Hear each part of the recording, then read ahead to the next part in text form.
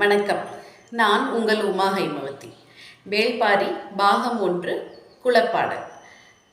கொற்றவை கூத்துடைய 2ஆம் நாள். இந்த முறை நள்ளிரவுக்கு முன்னாலேயே தெய்வ வாக்கு விலங்கு குடையிலிருந்து பழத்தை எடுத்துருச்சு.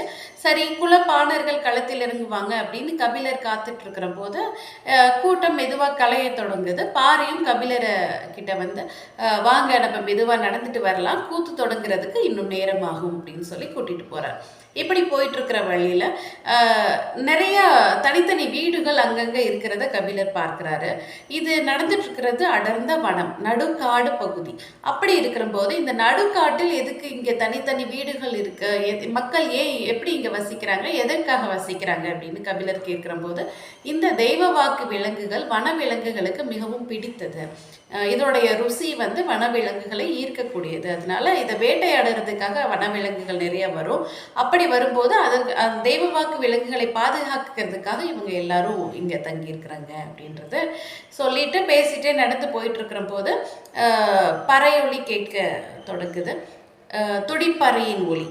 இதற்கு முன்னாடி கேட்டது கிணைப்பறை, இப்போ கேட்கறது துடிப்பறை. துடிப்பறையின் ஒலி கேட்க தொடங்கின உடனே பாரி வாங்க, கூத்து தொடங்க போகுது அப்படின்னு ரொம்ப வேகமாக கபிலரை அழைச்சிட்டு திருப்பி அந்த கூத்து நடக்கிற களத்தில் உட்காந்துடுறாங்க. இப்போ அந்த கொற்றவை மரத்தின் முன்னால் இருக்கிற இடம் எல்லாம் சாணம் தளம் மெழுகி கோலம் போட்டிருக்கிறாங்க. ஒரு பெரிய கோலம், அந்த களத்தையே அடைத்து ஒரு பெரிய கோலம் போடப்பட்டிருக்கு. சாணம் அப்போதான் மெழுகி போட்டிருக்கிறாங்க அப்படின்றதுனால தரையுடைய ஈரம் இன்னும் காயாமல் இருக்கு. இப்போ அந்த கோலத்தினோட நடுவில் ஒரு வெண் சாந்து உருண்டை, தானியங்களால் செய்த வெண் சாந்து உருண்டை உருட்டி வைக்கப்பட்டிருக்கு. அதுக்கு மேலே 2 மாட்டு கொம்புகளை நட்டு வைத்திருக்கிறாங்க. இப்படி தயாராக இருக்கு களம். ஒரு பெண் மட்டும் வரா. இந்த குலத்துக்கு இன்றைக்கு நடக்க போகிறது செம்பாதேவியுடைய கதை. இந்த குலத்துக்குன்னு சொல்லி குலப்பாணர்கள் கிடையாது. ஒரு பெண் மட்டுமே 2 வகிழ் எடுத்து 2 இரட்டை பின்னல் பின்னிருக்கிற அந்த பெண் கோலத்தோட நடுவில் உட்கார்ந்துருக்கிறா. இந்த பெண் தான் அந்த கதையை சொல்லுறதுக்கு ஆரம்பிக்கிறாள். இந்த செம்பாதேவியின் கதை என்னன்னா, செம்மலை என்ற இடத்துல ஒரு 5 குடும்பங்கள் நாகரிகத்தை கண்டுபிடித்தவர்கள். எப்படின்னா, ஒரு 5 குடும்பங்கள் முதல்ல தன்னுடைய குலத்திலிருந்து பிரிந்து தனியாக வாழ ஆரம்பித்தாங்க. இவங்களுடைய முக்கியமான மூலப்பொருளே காளைகள், மாடுகளை வைத்துத்தான் இவங்க தன்னுடைய பால் உற்பத்தியை பெருக்கி தன்னுடைய அன்றாட வாழ்க்கையை வாழ்ந்துட்டு இருந்தாங்க இந்த மனிதர்கள். இப்படி 5 குடும்பங்களாக இருந்தவர்கள் கொஞ்சம் கொஞ்சமாக பல்கி பெருகி 5 குலங்களாக பிரிய ஆரம்பிச்சாங்க. இப்போ ஒரு குலத்துக்குமே தனித்தனி அடையாளத்தை உருவாக்குறது அப்படின்றது தேவையாப்பட்டது. அந்த காலத்தில் பெண்கள் எல்லாருமே முடிய மொத்தமாக கொண்டையிடுற வழக்கம் மட்டும்தான் வைத்திருந்தாங்க. இவங்க அப்போ பெண்கள் தங்களுடைய முடியை பின்னலிடும் விதத்தில் எந்த குலத்தை சேர்ந்தவர்கள் அப்படின்றத நம்ம முடிவு பண்ணிக்கலாம் அப்படின்னு சொல்லிட்டு, ஒரு குலத்தை சேர்ந்தவர்கள் ஒற்றை பின்னலையும், இன்னொரு குலம் இரட்டை பின்னல், 3 பின்னல், 4 பின்னல், 5 பின்னல் அப்படின்னு பெண்கள் தங்களுடைய தலைமுடியை பின்னிக் கொள்கிற விதத்தை வைத்து குலத்தை அடையாளப்படுத்தி கொண்டார்கள். இப்படி இவங்களை பார்க்கிற மற்ற குல பெண்களுக்கு ஒரு ஆச்சரியம், எவ்வளவு அழகா இருக்காங்க இந்த பெண்கள், கொண்டையிடுறது தவிர தலைமுடியை எவ்வளவு அழகா பின்னிட்டு இருக்கிறாங்க அப்படின்னு சொல்லிட்டு அவங்களுக்கு ஆச்சரியம். ஆண்கள் இன்னொரு பக்கம் என்ன பண்ணாங்க அப்படின்னா, சூட்டுக்கோளால் தங்களுடைய தோல்ல அந்தந்த குலத்துக்கு ஏற்ப அடையாளங்களை வரைஞ்சிக்கிட்டாங்க. இப்படி இவங்க இந்த 5 குலங்களுக்கும் மூலப்பொருளாக இருந்தது மாடுகள் இல்லையா? ஒரு குலத்துக்கும் எவ்வளவு மாடுகள் இருந்தது அப்படின்றது கணக்கு வைத்து கொள்ளப்பட்டது. இந்த குலத்துக்கு ஒரு வழக்கம் என்ன அப்படின்னா, மார்கழி மாதம், ஒவ்வொரு வருடமும் மார்கழி மாதம் அவங்க கிடை மாடு மேய்க்கிறதுக்கு அப்படின்னு சொல்லிட்டு மேய்ச்சலுக்காக புறப்படுவாங்க. போயிட்டு அடுத்த ஆவணி மாதம் திரும்பி வருவாங்க. எல்லாருமே சொல்லி வைத்தது போல மார்கழியில் புறப்பட்டு ஆவணியில் நம்ம திரும்பி செம்மலை திரும்பிடணும் அப்படின்ற நோக்கத்தோட தான் புறப்படுவாங்க அந்த 5 குலத்தை சேர்ந்தவர்களும். இப்படி புறப்பட்டு திரும்பி வரும்போது கண்டிப்பாக மாடுகளுடைய எண்ணிக்கை அதிகமாயிருக்கும். இப்படி வந்ததுக்கு பிறகு ஒரு குலத்துடைய மாடுகளின் எண்ணிக்கையும் கணக்கில் எடுத்துக்கிட்டாங்க. இப்படி ஆண்களும் பெண்களும் தனித்தனியாக ஒரு அடையாளம் வைத்திருக்கும் போது மாடுகளுக்கு என்ன அடையாளம் அப்படின்னு யோசிக்கும் போது அவங்க மாடுகளை தெய்வமாக மதிக்கிற குலத்தை சேர்ந்தவர்கள். மாடுகளை இந்த மாதிரி சூட்டுக்கோளால் போட்டு இது காயம் ஏற்படுத்த முடியாது, அது அவங்களுக்கு ஒப்பலை. ஆக அந்த ஊரில் இருந்த ஒரு மூதாட்டி ஒரு யோசனை சொல்கிறா. என்னன்னா, அந்த மலை முழுவதும் நிறைய அது என்னது ஒரு விதவிதமான கற்கள் இருக்கிறத அந்த மூதாட்டி பார்த்துருக்கிறா. நிறைய நிறங்களில் அந்த கற்கள் இருந்திருக்கு. பச்சை, நீலம், மஞ்சள், இளஞ்சிவப்பு, கருஞ்சிவப்பு இப்படின்னு 5 விதமான கற்கள் இருந்தது அந்த மூதாட்டி பார்த்துருக்கிறா. சரி, இந்த கற்களை எடுத்து மாடுகளோட கொம்புகளுக்கு நடுவில் நம்ம கட்டி விட்டுறலாம், இப்படி எந்த ஒரு கல்லும் ஒரு குலத்துக்கு அடையாளமாக இருக்கட்டும் அப்படின்றத அந்த மூதாட்டி யோசனையாக சொல்ல சரி அப்படின்னு இதுவும் எடுத்துக்கொள்ளப்படுது. இப்படி 5 குலத்தை சேர்ந்தவர்களும் 5 விதமான நிறங்களில் இருக்கிற கற்களை, மணிக்கற்களை தங்களுடைய மாடுகளின் கொம்புகளை சுற்றி கட்டிக்கிட்டாங்க. இது அந்த குலத்துக்குரிய அடையாளமாகப்பட்டது. இப்படி மார்கழி மாதம் தொடங்கின உடனே இப்படி மேய்ச்சலுக்காக கிளம்புறாங்க. இவங்க எல்லாரும் ஒரு குலமும் ஒரு சில மாடுகளை எடுத்துக்கிட்டு கிளம்புறாங்க. இப்படி இந்த செம்பாதேவியுடைய மேய்ச்சலுக்கு புறப்பட்ட அந்த மாடுகளில் சில 100 மாடுகள் இருந்தது. அதில் கிடை நாய்களும் இருந்தது. மாடுகளை பாதுகாக்கிறதுக்கு கிடை நாய்களும் இருந்தது. செம்பாதேவி அவளுடைய தோழி போய்கிட்டு இருக்கிறாங்க. இப்படி போகும்போது செம்பாதேவிக்கு கோவன் மேலே ஒரு ஈர்ப்பு, அவன் மேலே ஒரு காதல். 2 பேருக்குமே இந்த மாடுகளுக்கு உணவாக கொடுக்கறதுக்கு அப்படின்னு சொல்லிட்டு இந்த வெண் சார்ந்த உருண்டைகளை அவங்க தயார் பண்ணினாங்க. மாடுகளுக்கு உணவு அப்படின்றத விட மாடுகள் மேலே அந்த உண்ணிகள் உட்காரும் இல்லையா, அதை பறவைகள் கொத்த வரும்போது மாடுகள் காயப்பட்டது. அப்படி மாடுகள் காயப்படுறதை இந்த மக்களால் தாங்கிக் கொள்ள முடியல. அப்போ என்ன பண்ணலாம், அப்போ பறவைகளுக்கு வேற ஒரு உணவு கொடுத்தா அது மாடுகளை விட்டுட்டு அந்த உணவை தேடி போகும், மாடுகள் பாதுகாக்கப்படும் அப்படின்னு நினைச்ச இவங்க வெண் சார்ந்த உருண்டைகளை தயார் பண்ணாங்க. தானியங்களை பிசைந்து உருவாக்கப்பட்ட இந்த வெண்சார்ந்த உருண்டைகள் பறவைகளுக்கு ரொம்ப பிடித்த உணவாக இருந்தது. இந்த கொட்டகைக்கு ஓரத்தில் இந்த வெண்சார்ந்த உருண்டைகளை வைக்க ஆரம்பிச்சிட்டாங்க, மாடு இருக்கிற கொட்டகைக்கு ஓரத்தில். ஆக எல்லா பறவைகளும் இந்த வெண்சார்ந்த உருண்டையை சுற்றியே மொச்சத்தினால மாடுகள் ஓரளவுக்கு பாதுகாக்கப்பட்டது. இப்படி மாடுகளை பாதுகாக்கிறதுக்காக இந்த வெண்சார்ந்த உருண்டைகளை ஒரு கூடை நிறைய எடுத்துக்கிட்டு பெண்கள் அதை சுமந்துட்டு போகிறது வழக்கம் மேய்ச்சலின் போது. இப்படி செம்பாவுடைய தோழி அந்த வெண்சார்ந்த உருண்டைகளை தூக்கிட்டு போகிறா. இப்போ அவளுக்கு ஏதோ தாகம் எடுக்கவே குளத்துல இருக்கு, தண்ணி குடிச்சிட்டு வர அப்படின்னு சொல்லிட்டு செம்பா கிட்ட அந்த கூடைக்கு மாற்றிட்டு அவள் தண்ணி குடிக்கிறதுக்காக போகிறா. இப்போ வெண்சார்ந்த உருண்டை கூடை செம்பாதேவியின் தலைக்கு மாற்றப்படுது. பறவைகளுடைய கூட்டம் அவளுடைய செம்பாதேவியை சுற்றியே மொய்க்க ஆரம்பிக்குது. கோவன் இந்த கிடைக்கு முன்னாடி நடந்து போய்கிட்டு இருக்கிறான், இந்த மாடுகளை வழி நடத்தி போய்கிட்டு இருக்கிறான். கிடை மாடுகள் நடந்துட்டு இருக்கிற போதே குட்டி ஈனுற தன்மை உடையது. அப்படி ஈன உடனே அந்த குட்டியால் இந்த கிடைக்கு ஈடு கொடுத்து நடக்க முடியாது. அதனால அந்த குட்டிகளை தோளில் தூக்கிட்டு தான் போவாங்க. இப்படி கோவன் ஒரு இளம் குட்டியை தன்னுடைய தோளில் தூக்கிக்கிட்டு போய்கிட்டு இருக்கிறான். செம்பாதேவி கூடையை சுமந்துட்டு போய்கிட்டு இருக்கிறா. இந்த இளங்குட்டி கோவனுடைய தோளில் இருக்கிறதுனால அதை ஈன்ற இந்த மாடு அவனுடைய பக்கத்தில் உரசிக்கிட்டே நடந்துக்கிட்டு அந்த குட்டியை நக்கிக்கிட்டே வருது. இப்படி மாடுகளுக்கும் பறவைகளுக்கும் நடுவே செழித்து வளர்ந்துக்கிட்டு இருந்தது இந்த கோவன் செம்பாதேவியுடைய காதல். இப்படி 100 மாடுகள் சில கிடை நாய்களோட போய்கிட்டு இருக்கிற போது ஒரு மனிதன் செம்பாதேவியையே சுற்றி வருவதை அவளால் உணர முடியுது. இருந்தாலும் அவள் பெருசாக அதில் கவனம் எடுத்துக்கல. சரி, ஓகே, எப்படி இருந்தாலும் எங்கே போனாலும் இந்த பெண்களுடைய அழகில் ஈர்க்கப்பட்டு சில பேர் அவங்க பின்னாடி வர்றது வழக்கம் அப்படின்றதுனால அதை பெரிய விஷயமா எடுத்துக்காம அவங்க நடந்து போய்கிட்டே இருக்கிறாங்க. செம்பாதேவியோட தோழி தான் அந்த மனிதனை பற்றின விவரங்களை கேட்டுட்டு சொல்கிறான். இந்த மனிதன் இந்த ஊருடைய குலத்தலைவன், பேர் கிள்ளி அப்படின்னு சொன்னாங்க அப்படின்னு சொல்லிட்டு, இது எந்த ஊர் அப்படின்னா உறையூர் அப்படின்னு பதில் சொன்னாங்க. ஸோ உறையூரின் குலத்தலைவனுடைய மகன் தான் இந்த கிள்ளி. கிள்ளிக்கு செம்பாதேவி மேலே ஒரு ஈர்ப்பு வந்திருக்கு. செம்பாதேவியை சுற்றியே அவன் எப்பவும் வந்துட்டு இருக்கிறான். ஆனால் அதை செம்பாதேவி பெருசாக கண்டுக்கல.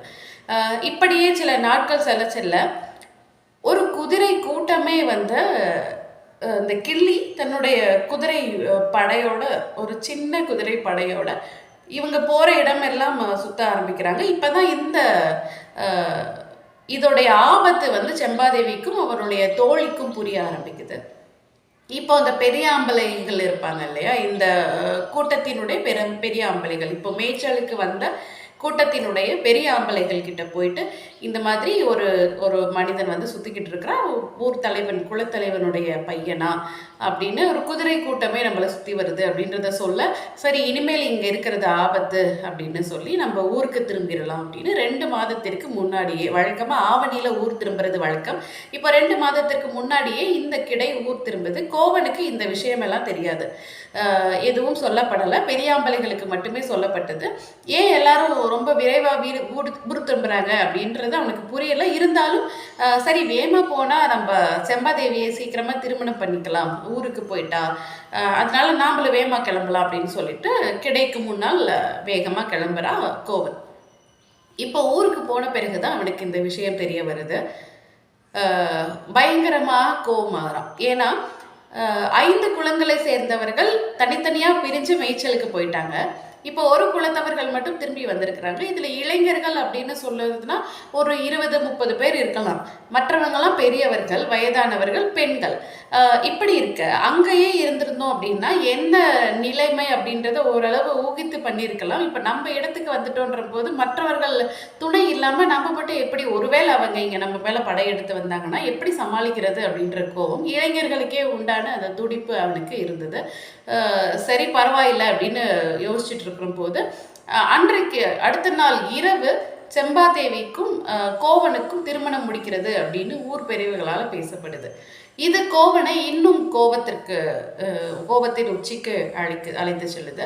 ஏன்னா இப்படி ஒரு சூழல் இங்கே நிலவிக்கிட்டு இருக்கிற போது இந்த திருமணம் அப்படின்றது அவசியமா அப்படின்னு யோசிச்சுட்டு, சரி ஒருவேளை அவங்க இங்கேயும் படையெடுத்து தொடர்ந்து வருவதா இருந்ததுன்னா என்ன பண்ணலாம் அப்படின்ற யோசனை பண்ணுறதுக்காக கோவன் அவனோட இருந்த இளைஞர்களை அழைச்சிட்டு ஒரு மலைக்கு போயிடுறான். இப்போது அன்றைக்கு இரவு திருமணம் இல்லையா, அதுக்கு முன்னாடி எப்போவுமே இந்த சாயங்கால பொழுதுல நீராடுறதுக்காக அந்த மணப்பெண்ணை அழைத்து போகிறது வழக்கம். இப்படி குளக்கரைக்கு நீராடுறதுக்காக அந்த இளம் பெண்கள் செம்பாதேவியை அழைச்சிட்டு போகிறாங்க. போய் குளிச்சுட்டு இருக்கிற போது வழக்கமாக அந்த இடத்துல வச்சு தான் இந்த ஒரு பின்னல், இரட்டை பின்னல், அந்த பின்னலில் வச்சு குளங்களை பிரித்திருந்தாங்க இல்லையா. இப்படி இரட்டை பின்னல் போடுறது செம்பாதேவி குலத்தினுடைய வழக்கம். 3 பின்னல் போடுறது கோவனுடைய குலத்தின் வழக்கம். இந்த திருமணத்தின் போது என்ன செய்வாங்க அப்படின்னா அவங்களுடைய முடியை அவிழ்த்து இரட்டை பின்னலை 3 பின்னலாக பிரித்து கட்டினார்கள். வழக்கமாக இந்த நிகழ்வு நடக்கிற போது கேலி கிண்டல்கள் கடந்து நடக்கிறது பழக்கம். ஆனால் இப்போ இருக்கிற சூழல் வந்து கேலிகளுக்கும் கிண்டல்களுக்கும் அப்பாற்பட்டதாக இருந்தது. ஆகையால் ஒரு மௌனத்தோடைய இந்த நிகழ்வு நடந்துட்டு இருந்தது. இப்போ இந்த நீராடல் நிகழ்வு நடந்துட்டு இருக்கிற போது கோவன் வந்து ஒருவேளை படை நம்மளை நோக்கி தாக்க வர்றதா இருந்ததுன்னா எப்படி தெரிஞ்சுக்கிறது அப்படின்றதுனால கிடை நாய்களை கொஞ்சம் தூரத்திலேயே நிறுத்தி வச்சிருந்தான். இப்போ அந்த கிடை நாய்கள் பாய்ந்து வர்றத கோவனால பார்க்க முடியுது. ஏன்னா வந்து மலை உச்சியில இருக்கிறா இல்லையா.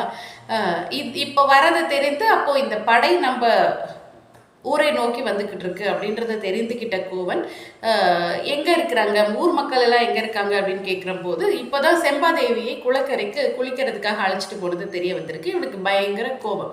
உடனே குளக்கரைக்கு போயிட்டு வர, நீங்கள் எல்லாரும் ஊருக்கு போங்க அப்படின்னு சொல்லி இளைஞர்களை ஊருக்கு அனுப்பிட்டு குளக்கரைக்கு போய் செம்பாதேவியிடமும் அவருடைய தோள்கள்கிட்டையும் ஊரில் என்ன நடந்தாலும் இந்த குளக்கரையிலிருந்து ஊருக்குள் வரமாட்டேன் அப்படின்னு வாக்கு கேட்குறான். செம்பாதேவி கோவன் மேல் இருந்த நம்பிக்கையில் அவனுக்கு வாக்கு கொடுக்கிறாள். இப்படி குளக்கரையிலேயே செம்பாதேவியும் அவளுடைய தோழிகளையும் விட்டுட்டு கோவன் ஊர் திரும்புகிறான். ஒரு பெரிய படை செம்மலையை சுற்றி வளைக்குது. எப்படின்னா இந்த படை வந்தது செம்பாதேவிக்காக. கிள்ளி அவனுடைய அப்பா கிட்ட போயிட்டு சொல்லும்போது, இந்த மாதிரி ஒரு பொண்ணு இருக்கிறா, பார்க்கறதுக்கு ரொம்ப அழகா இருக்கிறா, எனக்கு அந்த பொண்ணை தான் பிடிச்சிருக்கு, எனக்கு அந்த பொண்ணை கல்யாணம் பண்ணி வைங்கன்னு சொல்லிட்டு அவளை கல்யாணம் பண்ணுறதுக்காக வந்தது தான் இந்த படைகள். இப்படி வந்து பார்க்குற போது ஊரே திருமண கோலத்தில் இருக்குது. செம்பாதேவி வெளியே வரதா இல்லை. இப்போ கிள்ளியோடைய அப்பா அந்த இடத்த பார்க்கிறாரு. இந்த இடத்துல ஒரு 200 மாடுகள் கட்டி வைக்கப்பட்டிருக்கு. அப்போ பார்த்துட்டு இந்த குளத்துல 200க்கும் குறைவான மாடுகள் தான் இருக்கு. இந்த குளத்துல கண்டிப்பா நம்ம ஒரு பொண்ணை எடுக்கணுமா, நம்ம இன்னும் வசதியான குளத்திலிருந்து பெண் எடுத்துக்கலாம் இல்லையா, நம்ம திரும்பி போயிடலாம் அப்படின்னு அவங்க அப்பா சொல்ல அவரை சமாதானப்படுத்திட்டு இருக்கா. நீங்க இந்த இருளோடைய விளக்கு வெளிச்சத்துல செம்பாதேவியை பார்த்தா இப்படி சொல்ல மாட்டீங்க. செம்பாதேவி ஒளிர்றது உங்களுடைய மனசை கண்டிப்பா மாற்றும். கொஞ்ச நேரம் காத்துருங்க, செம்பாதேவி வெளியே வந்த உடனே உங்க முடிவை நீங்க சொல்லலாம் அப்படின்னு கிள்ளி அப்பா கிட்ட சொல்லிட்டு இருக்கிற போது கிள்ளியுடைய அப்பாவுடைய கவனம் வேறொரு பக்கம் போகுது. அந்த மாடுகளுடைய கொம்புல கட்டியிருந்த அந்த மணிக்கற்களின் மேல் அவருடைய கவனம் விழுது.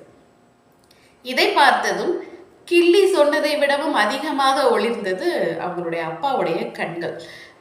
இப்போ செம்பாதேவிக்காகவோ இல்லை என்றாலும் இந்த மணிக்கற்களுக்காக இந்த ஊர் மேல படையெடுக்கிறது அப்படின்றது கிள்ளியுடைய அப்பா முடிவு செய்கிறார். இப்போ கோவன் கிட்ட பெரிய படைபலம் இல்லை, ஆனா அவன்கிட்ட 200 மாடுகள் இருந்தது. இந்த மாடுகளை வைத்து எப்படி இவங்களை தடுத்து நிறுத்துறது அப்படின்னு யோசிச்ச கோவன் பச்சிலை சாறை கையில் எடுத்துக்கிட்டு தான் செய்ய போகும் செயலின் வீரியம் அவனுக்கு தெரியுது. அது ரொம்ப கொடூரமானதுன்றது புரியுது. இருந்தாலும் வேறு வழி இல்லை, அதை தான் பண்ணி ஆகணும் அப்படின்றத உணர்ந்தவனாக அந்த பச்சிலை சாறை எடுத்துட்டு 200 மாடுகளையும் அந்த மலை உச்சியில வரிசையா நிறுத்திட்டு இந்த மாடுகள்ல கொல்லிக்கொம்பு மாடுகள் அப்படின்னு. கொல்லிக்கொம்பு மாடுகள் எப்படின்னா அதோடைய கண்கள் இருள நெருப்பு போல ஜொலிக்கிற தன்மை உடையது. விரிகொம்பு மாடுகள், இந்த விரிகொம்பு மாடுகளுக்கு கொம்புகள் 2 பக்கமும் இப்படி விரிஞ்சிருக்கும். இது போற பக்கமெல்லாம் இருக்கிற மரங்களையும் செடிகளையும் முட்டி மோதி தள்ளக்கூடிய தன்மை உடையது இந்த விரிகொம்பு மாடுகள்.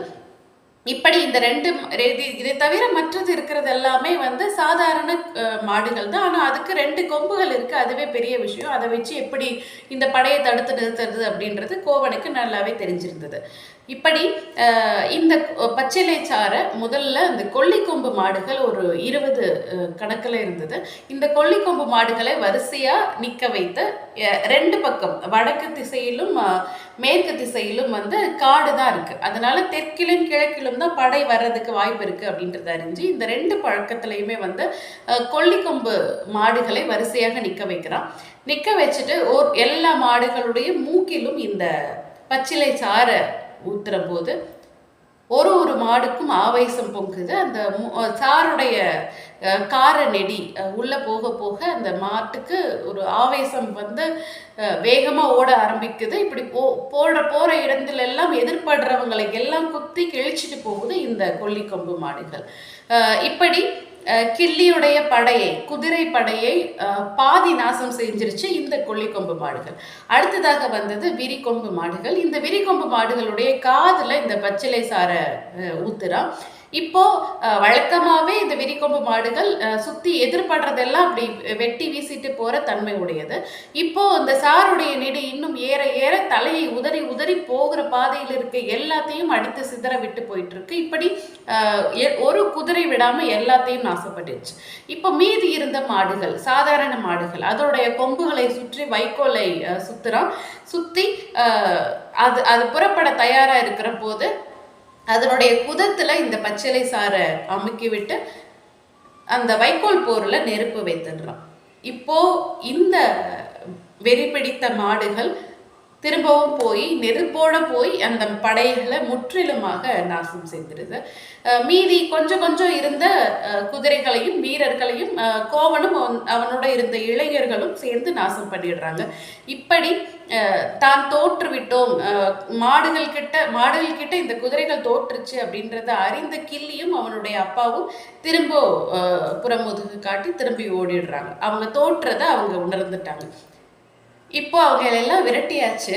ஆனால் மனம் சந்தோஷப்படுறதுக்கு பதிலாக மிகுந்த கவலையில் இருந்தது. கோவன் திரும்பி அந்த களத்துக்கு வந்து பார்க்கிற போது எதிரிகளுடைய குதிரைகளுடைய குடல்கள் எல்லாம் வெளியே வந்து பாதி செத்து கிடந்தது. அதோட அவனுடைய மாடுகளும் இறந்து கிடந்தது. மாடுகளை துன்புறுத்தக்கூடாது அப்படின்றனால சூட்டுக்கோளால் காயமிடுவதையே தவிர்த்து வந்து அந்த குலத்தை சேர்ந்தவர்கள். பறவைகள் வந்து மாடுகள் மேலே உட்கார்ந்துருக்கு அப்படின்றத தாங்க முடியாமல் வெண்சாந்து உருண்டைகளை தயாரித்த அந்த குலத்தவர்கள் தன்னாலேயே தங்களுடைய கைகளாலேயே தன்னுடைய குலத்தினுடைய அத்தனை மாடுகளையும் கொண்டுட்டோமே அப்படின்ற குற்ற உணர்வுல கோவன் ஒவ்வொரு மாடா சுத்தி பார்த்துட்டு வரான். இப்போ செத்து கிடக்கிற ஒரு மாடு பக்கத்துல உட்கார்ந்து எவ்வளவு அழ முடியுமோ அவ்வளவு வாய் விட்டு கதறி அழுதுட்டு அந்த மாட்டுடைய 2 கொம்புகளையும் தன்னுடைய கைகளாலே பிக்கிறான். பித்திட்டு முழு வேகத்துல அந்த 2 கொம்புகளையும் தன்னுடைய கழுத்துல சொருக்கிறான். இதோட இந்த பகுதி நிறைவடைந்தது. அடுத்து என்ன நடந்தது அப்படின்றத அடுத்த பகுதிகளில் பார்க்கலாம். காத்திருங்கள். நன்றி.